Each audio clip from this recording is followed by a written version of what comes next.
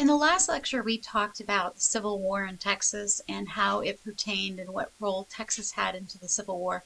And now we're going to talk about how Texas, what the role was during Reconstruction. And it's it's complicated.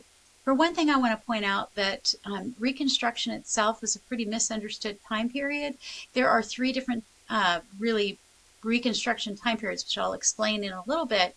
But understanding that the amount of freedom that newly freed men had depended really on the time period of Reconstruction that you're talking about. So let's dive in and see if we can make it a little bit less complex. So essentially, one thing that I want to clarify is that the 13th Amendment, which is, there's really three Reconstruction Amendments, 13th, 14th, and 15th. Easy way to remember it is free citizens vote. 13th was freedom from slavery, 14th addressed citizenship rights for African Americans, and 15th gave universal male suffrage regardless of race. And I say that because women aren't going to get the right to suffrage until suffrage, of course, when I'm saying that, I mean voting rights, don't get the right to vote until 1920. But the 13th Amendment, just to clarify, was the one that actually frees all of the slaves. The Emancipation Proclamation, which went into effect on January 1st of 1863, freed the slaves in rebelling territories. You might remember from last time that those rebelling territories did not include some of the border states that did have slavery. There was a small amount of slavery in those border states, which probably had a large thing to do with the fact that they didn't secede from the Union. But all slaves are not free in the United States until the 13th Amendment was passed. And so I just wanted to clarify that, and hopefully you understand that a little bit better. So another thing that happens that really does play quite a big role in Reconstruction is Lincoln's assassination. So he was assassinated shortly after the surrender at Appomattox Courthouse on April 9th of 1865. Just 5 days later, he is assassinated, and he dies the next day. He's rushed across the street, and of course he's shot at Ford's Theater, and he's rushed across the street and he dies the next day. Now, something important, and why I say this is important to Reconstruction, is that Lincoln, in his second inaugural speech in 1864, has a speech about forgiveness and accepting the South back in. And it's a very famous line, malice towards none, which means, hatred and anger and vengeance towards none. So a lot of historians, it's one of these historical what ifs, right? What would have happened if Lincoln hadn't been assassinated? How would it have looked a little bit different? So that's something important, okay? I'm also going to give you a timeline. First of all, Lincoln, before he was assassinated in 1864, it was very clear that it was only a matter of time before the Union was going to win the war. And he had a very lenient plan in place, Lincoln's 10% plan. Essentially, if 10% of eligible voters would swear an oath to the Union, in addition to writing a new constitution and outlawing slavery, then they would be accepted back into the Union. So this is partially implemented, and it really is under like the Johnson's Reconstruction plan, is very similar to this, except he was even more lenient towards the South. And it's important, we'll talk about Johnson and his role, but his Reconstruction only lasts 2 years, and that's because he really turned a blind eye to the abuses that many people were taking against the newly freedmen in the South, the former slaves. So the majority of time during Reconstruction is actual radical Reconstruction. Radical Republicans in Congress are going to take a hold of it about 1867, are going to institute martial law in military districts in the South, and they're the ones that really make inroads and provide some freedom during the time period of Reconstruction. Now let me talk about Andrew Johnson just for a moment. He became president after Lincoln was assassinated. Hamlin was his first vice president, so he was actually the second vice president. He was from Tennessee, but he was what's called a Unionist, and he did that because although he didn't agree with the North, and he definitely was a Southern sympathizer, he didn't agree that the Union should separate. So Lincoln most likely brought in Johnson because he felt that that would help bridge the South and the North when they eventually did come together. Unfortunately, he was a deep, deep racist, and he turned very much a blind eye to the abuses that happened in the South during Reconstruction. People in Texas accept the new terms under the government, and they begin the work of drafting a new constitution.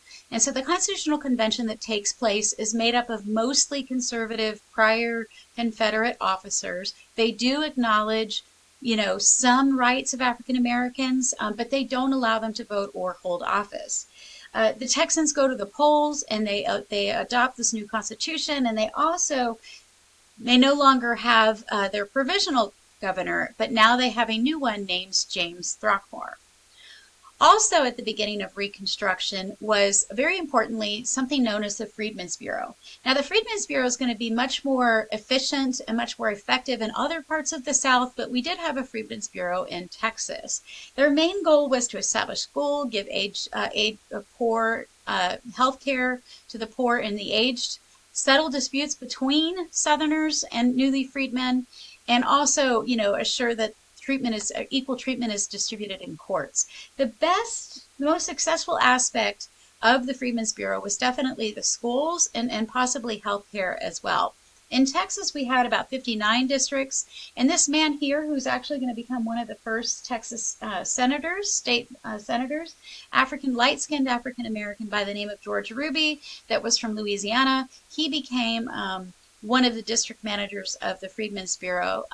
He comes from Louisiana into Texas after the Civil War. And you can see that, they did make some inroads at the Freedmen's Bureau regarding schools. It served about 10,000 students. The majority of the students, black students, though, will be served a little bit later on by schools that were set up by the state of Texas, at least partially. Now, one thing to talk about, too, that happens during presidential Reconstruction, remember we're still in presidential Reconstruction, is something known as the Black Codes. Now, Texas didn't call it the Black Codes. Some of the southern states called it something. They just called it an act of blah, blah, blah, blah, blah. Basically talk about what the rights were of these newly freed African Americans.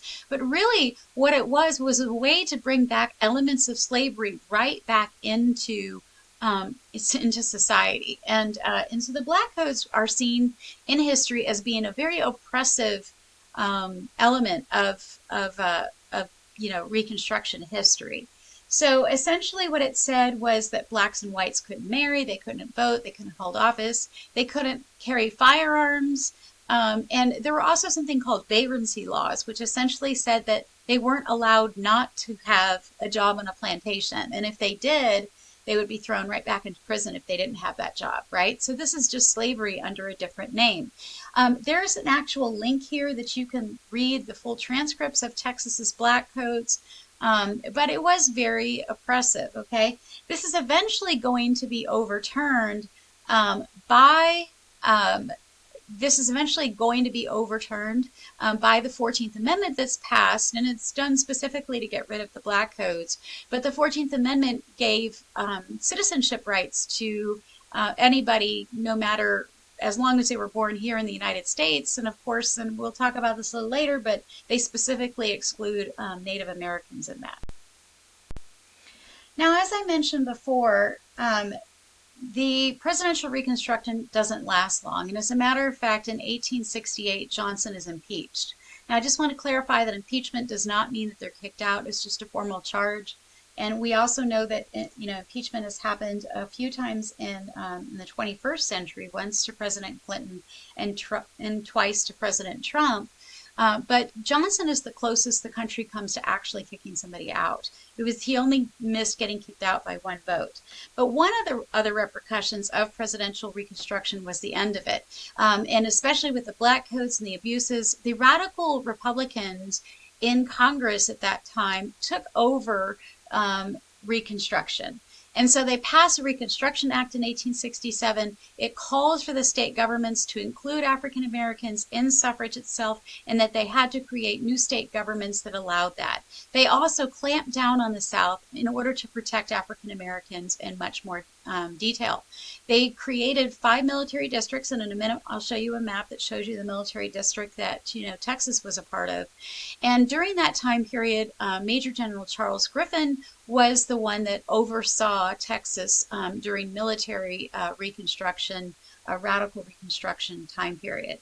And it is successful for African Americans and their ability to vote. And this is a time period when African Americans in Texas actually do see a lot of freedoms that they hadn't realized before. And you can see from this number that about 89% of them who are registered to vote and become registered to vote because of this new congressional Reconstruction, that 89% of them do cast their ballots.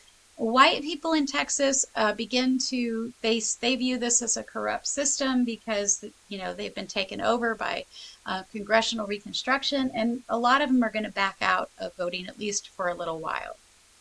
You can see this picture that shows the military districts in Texas, and that was under district number 5 in order to be overseen. Okay, but this means that yet another constitution in Texas is going to need to be redrawn. And so under congressional Reconstruction, people in Texas have to create a new Texas Constitution. So there's 90 delegates that go to this, and 10 of them are African Americans. So this is really, really pretty progressive for this time period.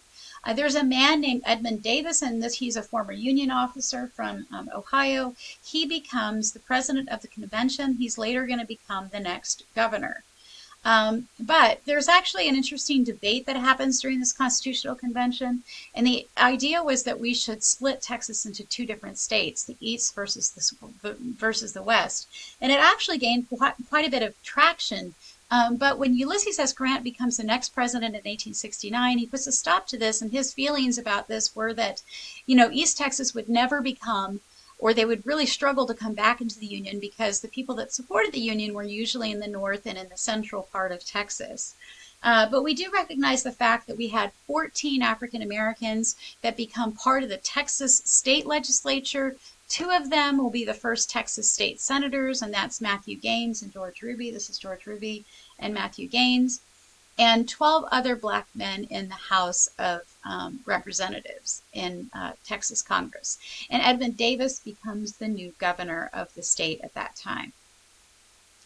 So what was Texas like during this congressional Reconstruction? There was a census that happened during this time period, and about 800,000 people lived there, mostly in rural areas and mostly in East Texas.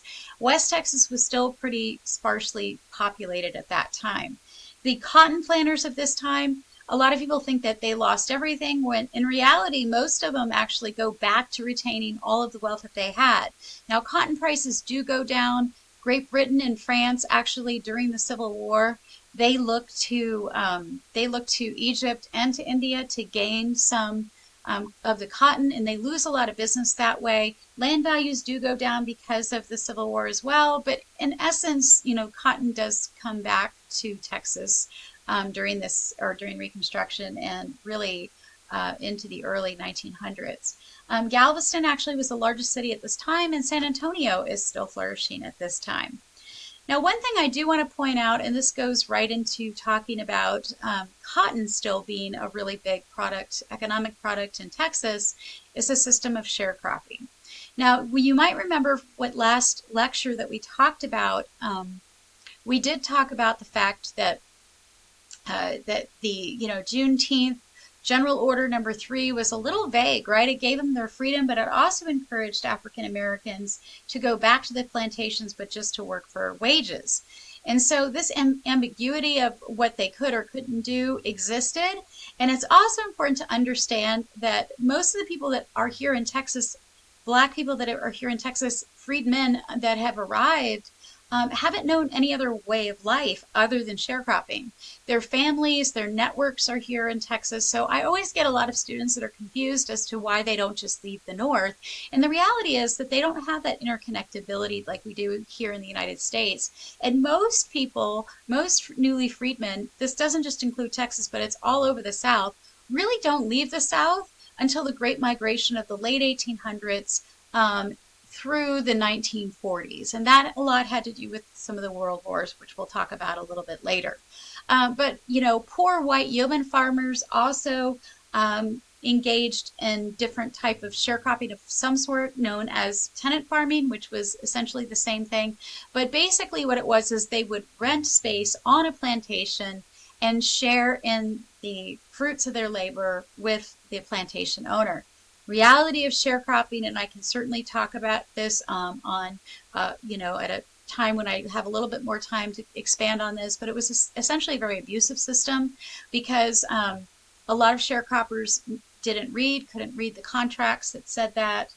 What happened with it, was very abusive. They would keep them in debt and say, well, you can't leave because you owe me money. They would take, the plantation owners would own a larger portion of the crop. And so, and it became this almost the cycle of debt that a lot of sharecroppers ended up being in. And a lot of people referred to sharecropping itself as debt slavery. So in a lot of aspects, this was a pretty negative thing for African Americans. In addition to that, in Texas, there was quite a bit of intensified violence. And most of the violence was targeted towards people that supported African American rights. And we also see at this time, in addition to not just this type of violence, but other violence in Texas, a lot of lawlessness that happened at this time, and it's going to continue probably into the late 1800s or early 1900s.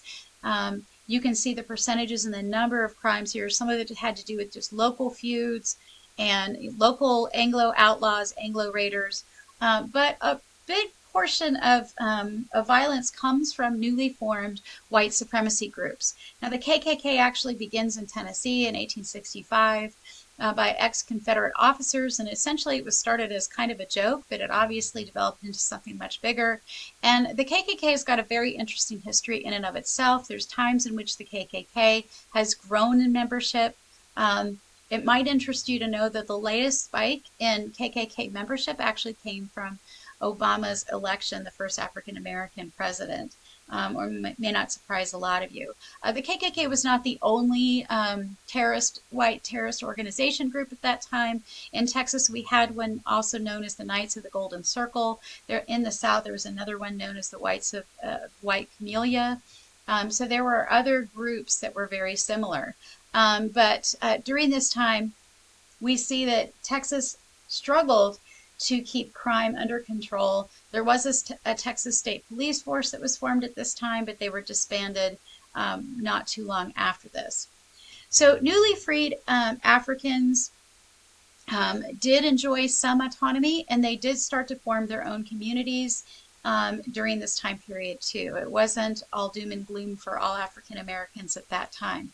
While most of them did stay on the plantations, about 75% of them take up the right to be able to marry, because before it was actually illegal for them to marry. We also know that there was a large contingency of cowboys, and we'll talk about cowboys and the Grange movement in the next lecture quite a bit, and we'll talk about black cowboys at that time. But they made up about 25% of cowboys post-Civil War, so we'll definitely have and discuss that. We also know that Wiley College, which was the first African American college in Texas formed, they closed down about 1929, but it is the first African American college that was established. We will talk a little bit more about the Indian Wars that happened post-Civil War in the next lecture, but just to let you know that the Comanche themselves are going to be driven out eventually. Completely, and that was the collapse really of Quanah Parker, and we'll talk about Quanah Parker next time a little bit more. But essentially, because the Civil War was over, now the federal government will turn more attention towards the issues with the Indian problem in Texas. General Sherman, who was the one that did, torching of the South, and he was a Unionist, William Tecumseh Sherman. He at first thought that the talk about what was happening with Indian raids was exaggerated, but when he sends, Ronald Mackenzie down, he realizes that it's actually real, and And then there's also the intentional slaughtering of buffalo, because there were actually buffalo hunters that went out and sought and killed buffalo. The Red River War was really the end of the Comanche conflict and really forced them onto the reservations at that time. But we'll talk a little bit more about the Indians in the next lecture. I won't spend too much time on them. But one thing I do want to point out is that at the end of Reconstruction, and that tended to be pretty political, the end of Reconstruction was because of there was a panic in 1873 that occurred, an economic downturn. A lot of the radical Reconstructionists like Thaddeus Stevens and Charles Sumner die, and so does championing and caring for African American rights. But after that economic panic in 1873, a lot of Republicans in the North turned away from caring about African American rights and supporting African American rights, and instead they focused on fixing the economy. With that came kind of a dirty bargain that happened in 1876, in which the Republicans agreed to end Reconstruction in 1876 in place for their presidential candidate Rutherford B. Hayes to take control. And when that happened, the military districts pull out, and so do the protections for African American freedom. And so there's going to be some jockeying for power in Texas during that time, but unfortunately for African Americans, again, their rights really won't be protected. Governor Davis actually loses office, and when he loses office in Texas, he appeals to the Texas Supreme Court saying this was an unfair election. The polls were only open for one day, but under threats of violence and taking over control of the office, he ended up stepping down. And they rewrote the Constitution again in 1876, and that Constitution is still in place today with Texas. There's actually been like 470 amendments to the Texas Constitution. It's considered one of the most confusing documents in all of state constitutions, but that's where we're at. So next time we'll talk about, the time period called the Gilded Age in the United States and what Texas in the Gilded Age looked like. And so and that'll be the late 1800s to right at the beginning of the 1900s.